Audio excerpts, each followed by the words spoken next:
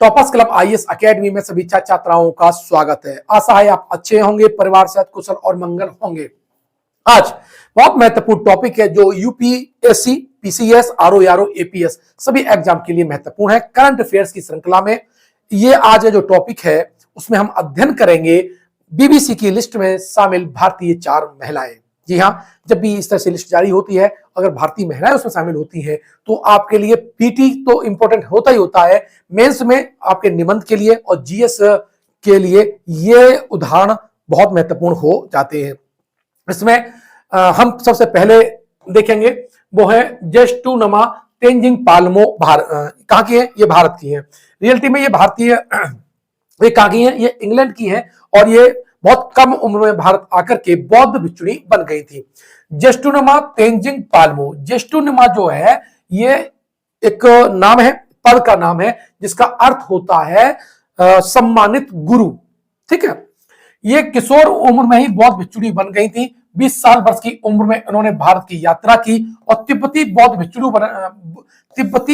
भिक्षुणी बनने वाली पश्चिम की ये पहली महिला मानी जाती है। इन्होंने हिमाचल प्रदेश में डोंग्यू गत्साल लिंग भिक्षु गृह बनाया था। कल्चर वाले पार्ट में ये अत्यंत महत्वपूर्ण हो जाएगा, जहां 120 से अधिक भिक्षुणियां रहती हैं। इन्हें हिमाचल की एक दूर दराज की गुफा में 12 साल बिताने के लिए जाना जाता है। डीप मेडिटेशन का इन्हें बहुत बड़ा अभ्यास है और ये 3 साल तक डीप मेडिटेशन की स्थिति में रही हैं। ये बहुत बड़ी उपलब्धि होती है, जहां आप लोग 10 से 15 मिनट बैठने में आपको परेशानी होने लगती है। इन्होंने उसमें अपने आप को 3 साल बैठाए रखा हुआ है। 2008 में इन्हें जेस्टुनमा के पद से सम्मानित किया गया, जिसका अर्थ होता है सम्मानित गुरु। तो भारत में बौद्ध धर्म का जिस तरह से प्रचार प्रसार होने लगा है, अब जो कभी पहले प्रबुद्ध भारत था उसकी ओर अग्रसर होने लगा है। और जैसा कि आप जानते हैं, डॉक्टर अंबेडकर ने 1956 में सामूहिक रूप से 5 लाख से अधिक लोगों के साथ बौद्ध धर्म ग्रहण किया था। तब से भारत में बौद्ध धर्म को अपनाने वालों की संख्या में निरंतर बढ़ोतरी हो रही है, विशेष करके जिसमें जो SC/ST के जो लोग हैं, ओबीसी के जो लोग हैं, उनमें बहुत बड़ी तीव्रता से बौद्ध धर्म को अपनाने की प्रवृत्ति चली है। चलिए दूसरी महिलाओं की हम चर्चा करें तो आप चित्र में देख रहे होंगे हरमनप्यारी खिलाड़ी क्रिकेटर की हरमनप्रीत कौर, यानी इसमें इस लिस्ट में शामिल हुई हैं। और हम आपको बता दें कि जो विजडन जो पत्रिका है, जो क्रिकेट से संबंधित पत्रिका है विजडन, और विजडन में जो 5 cricketers of the year, 5 cricketer of the years में इन्होंने अपना नाम दर्ज कराया है।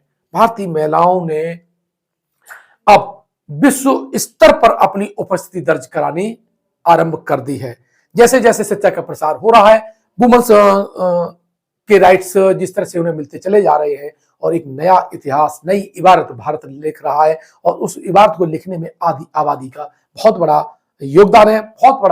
बहुत बड़ी ये हमारी उपलब्धि भी है कि जो कभी महिलाओं को हम जो महिलाओं को निम्न दर्जे का समझते थे, आज उन्होंने भारत ही नहीं अपने परिवार, अपने समाज का नाम रोशन किया है। उसमें आपकी हरमनप्रीत कौर है। भारत की जो राष्ट्रीय महिला क्रिकेट टीम की जो कप्तान है हरमनप्रीत, देश और विदेश में बहुत से रन बना चुकी हैं और कॉमनवेल्थ में जो सिल्वर मेडल आया था, ठीक है, तो उनकी जो कप्तान थी वो कौन थी? वो हरमनप्रीत कौर है।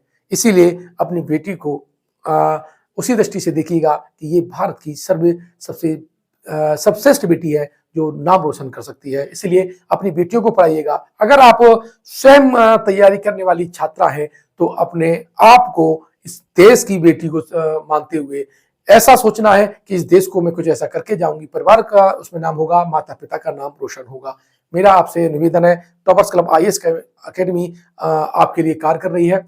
जितना हो सकता है हम आपके लिए कार्य कर सकते हैं, हेल्प कर सकते हैं, लेकिन आपको अपने जीवन की सर्वोच्च ऊंचाई को जरूर छूना चाहिए।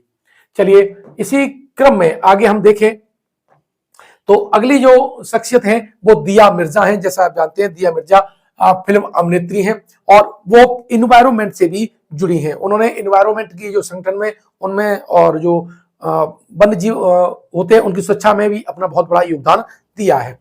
दिया मिर्जा की बात करें तो ये संयुक्त राष्ट्र पर्यावरण कार्यक्रम के सद्भावना राजदूत के रूप में दिया मिर्जा जलवायु परिवर्तन, स्वच्छ हवा और वन्य जीव संरक्षण से जैसे मुद्दों से लगातार जुड़ी रही हैं, उनके संदेशों को प्रचारित करती रही हैं।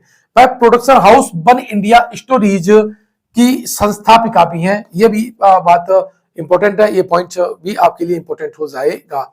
इनका उद्देश्य है प्रभावशाली कहानियां लोगों तक पहुंचाना जो इन्वायरमेंट से संबंधित हैं।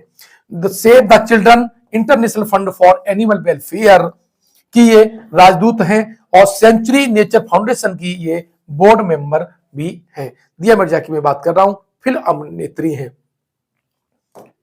आरती कुमार राव की हम बात करें, आरती कुमार राव स्वतंत्र फोटोग्राफर है। क्या है? स्वतंत्र फोटोग्राफर है, लेखक है और नेशनल ज्योग्राफिक एक्सप्लोरर में ये काम करती हैं। जलवायु परिवर्तन पर काम करती हैं, जलवायु में जो होने वाले परिवर्तन हैं, जलवायु परिवर्तन पर ये नजर रखती हैं, उस पर मुद्दों को उठाती हैं, संबंधित जो फोटो हैं वो पब्लिक व्यू पर लाती हैं। इनकी एक पुस्तक है margin land, India's landscapes on the brink.